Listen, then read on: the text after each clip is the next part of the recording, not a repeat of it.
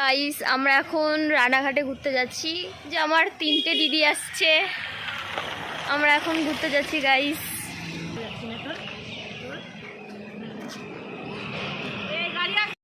Hello, আমরা এখন স্টেশনে যাচ্ছি টোটোতে করে ট্রেন ধরার জন্য।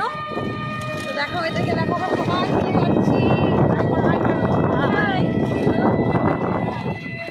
স্টেশনে পৌঁছে গেছি আমরা 4 জন। তো যাচ্ছি, চলো কোথায় যাচ্ছি তোদের গিয়ে দেখাবো।